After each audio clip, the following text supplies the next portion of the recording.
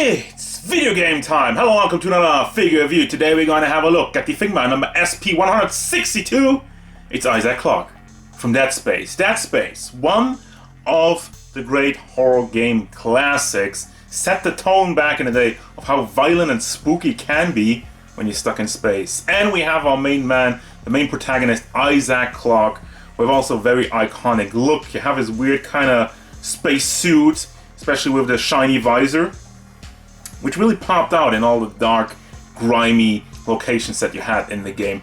But it also continues the tradition, well, the new tradition, of Figma releasing a American IP video game character. Last time we had Doom Guy, which certainly was a divisive release. And let's see if Isaac can perform or if he fails.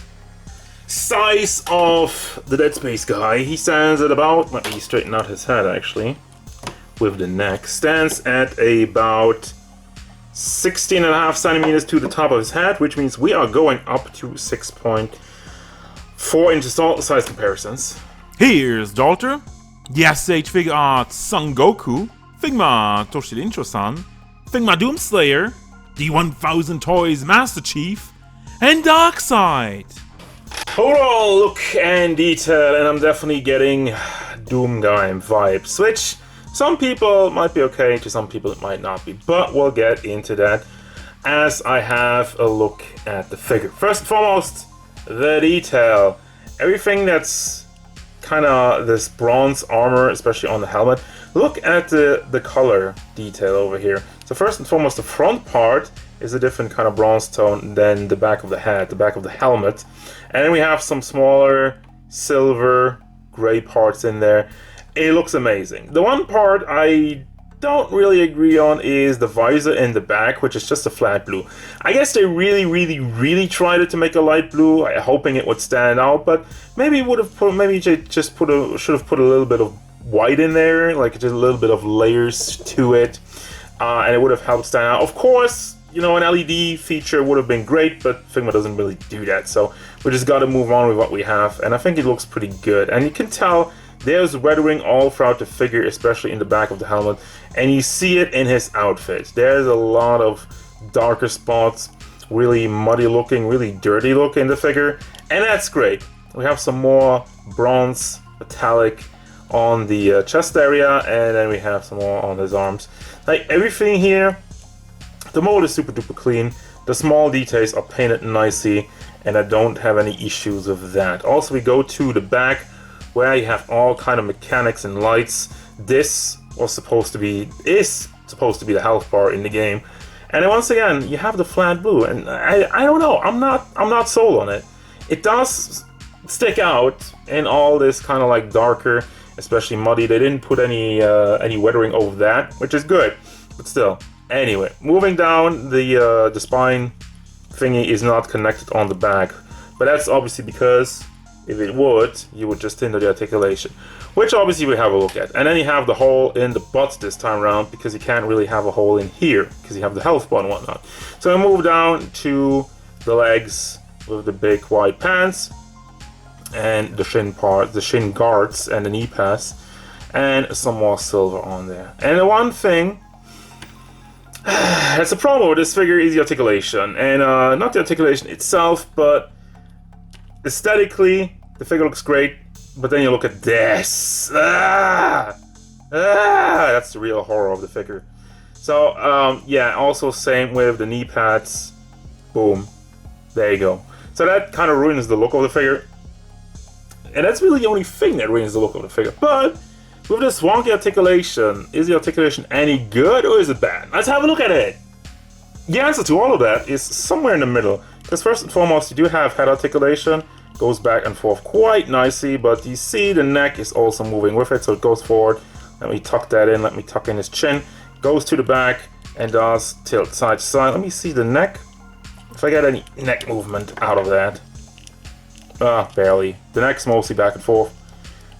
I think it is on a ball, it might just be on a swivel, but regardless of that, the neck is mostly back and forth movement. Then we have his arms. You can have a big ball hinge in there, which really it has like a bigger hinge than I'm used to from Figma.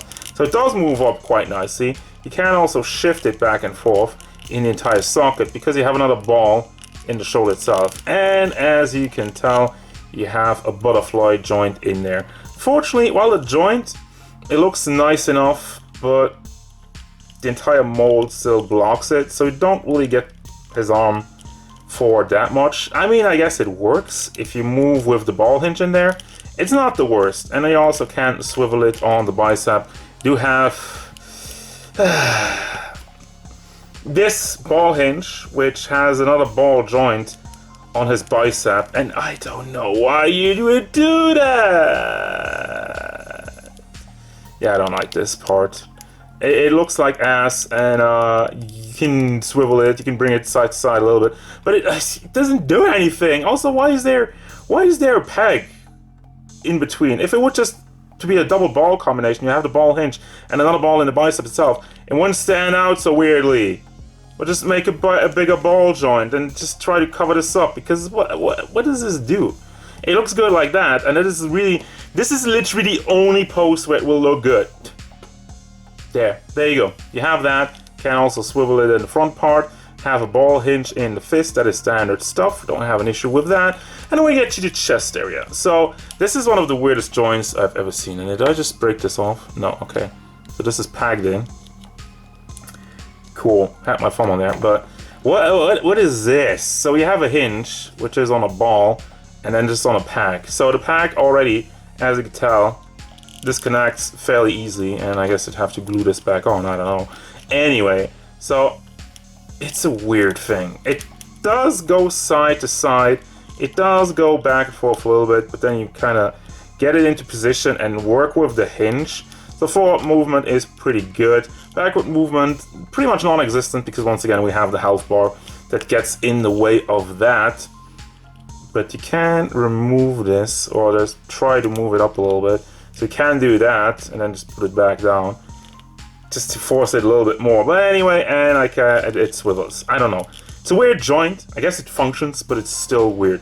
And then we have the hips, which can be swiveled just a little bit, and there is barely any back and forth movement because, again, the entire mold prohibits any of that. So that's not great. And then just okay. Then we have the legs, which are awful. I mean, seriously, this is just on a ball. There's no hinge on there. There's no nothing. They didn't try anything out with that. This is like basic Marvel Legends stuff. And I'm not trying to knock Marvel Legends, but this is a figure that costs like 4 times as much, so that's unacceptable. But you can swivel it, can bring it forward decently, can barely bring it to the back, and can not really move it out to the side, unless play around with it. Like slowly tipping it up. That's it. That's okay, I guess, but still. Then we have the ball hinge in the knee, which is so pathetic, and you can move this part back and forth a little bit. Not enough, but you have a hinge in there. But yeah, anyway, you have that. You can also swivel it. Well, not really. A little bit of wiggle motion, and then you have the foot, which is on another big ball hinge in there, and another ball in the ankle itself.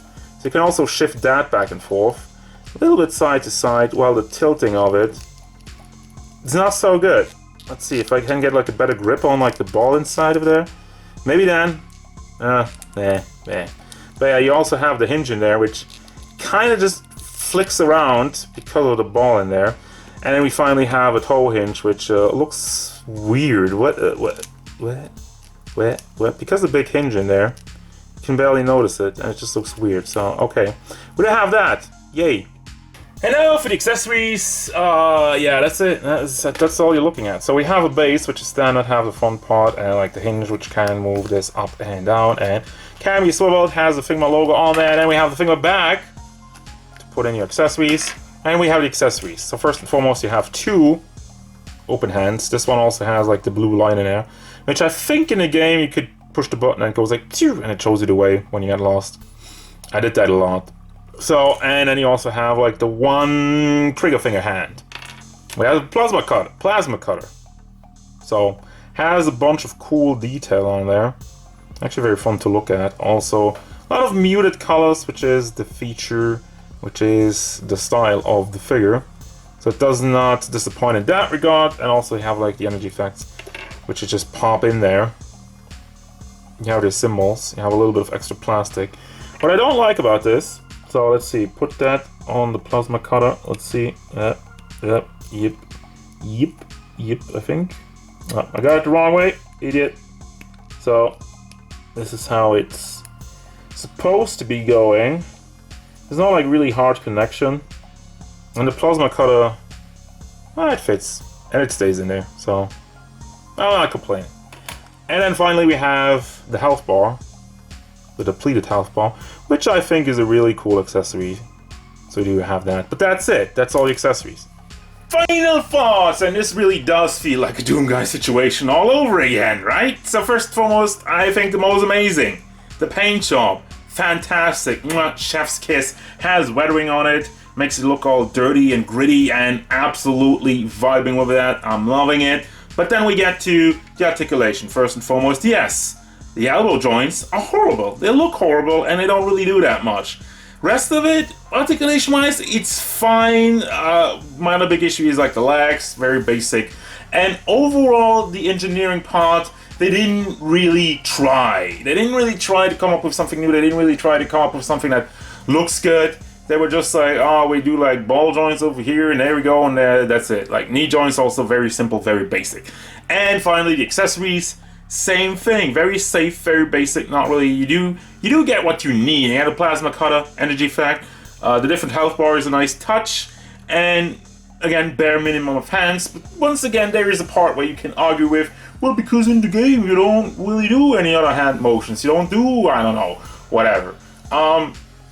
As far as like $100 figure goes, in like roughly $100, depending on where you get it from, might cost you more. But I'm just saying, is it worth it? Kinda. I don't know. I really, the look alone, I think is something I'm a big sucker for. I love clean, good-looking figures, and this is definitely one of them.